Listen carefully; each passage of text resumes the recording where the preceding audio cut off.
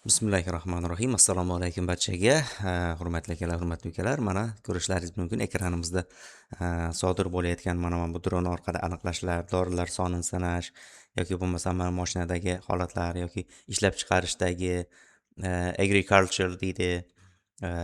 O'sha sanoat ishlab chiqarish boshqa sohalar, barcha sohalarda dagi holatlar bo'yicha yordam beruvchi bir sun'iy intellektni yo'nalishlaridan biri bu computer vision hisoblanadi.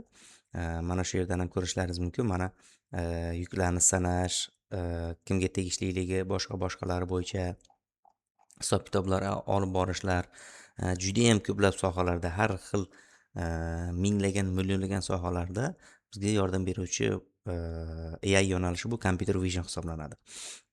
Buni ham ichida ishlaydigan o'zimizni bir nima deymiz endi qurilmamiz bor. Bu RoboFlow deyiladi. RoboFlowda mana shu modellarni qurib, pre-trained, ya'ni oldindan trening qilingan modellar bo'ladi. Buni ustidan fine tuning qilish yordamida biz nima qilamiz? Modellarimizni rivojlantirib, o'stirib, mana kerak bo'lsa futbol bo'lsa ham futboldagi holatlarni o'sha kamera yordamida qancha yugurayotganligi, futbolchi qanchalik aktivligi, qanchalik slabiyligi, barcha parametrlarni nima qiladi? Hisobga olib boradigan bir hodisa hisoblanadi. Agarda kimdir qiziqib mana shu joygacha yetib kela oladigan bo'lsa, sun'iy intellektni juda ham qiziqarli loyihalarni qilishi mumkin bo'ladi.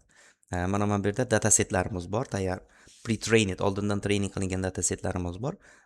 Biz ham o'zimiz loyiha qilayotgan paytimizda o'shalarni yonidan qurib ketaveramiz. Misol uchun mana traffic and road signs, yo'l belgilarini aniqlash bo'yicha, road segmentation, mana yo'l segmentatsiyalari, car part deyapti, mana mashina qismlarini aniqlash bo'yicha juda ham ko'plab yo'nalishlari bor.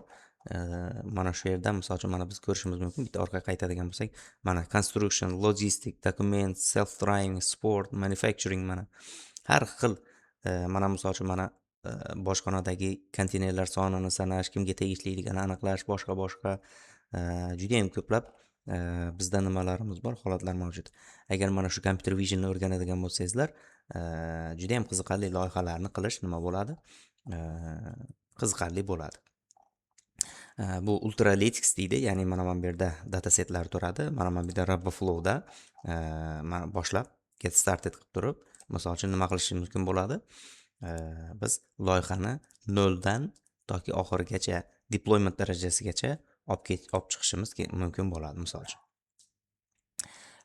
Bugun ko'rib o'tmoqchi bo'lgan narsamiz mana shulardan iborat edi. Albatta mana shularni ko'rish, bilish insonda qiziqish uyg'otadi va kelajakda mana shuni o'rganaman degan o'ziga oldiga maqsad qo'yishi mumkin.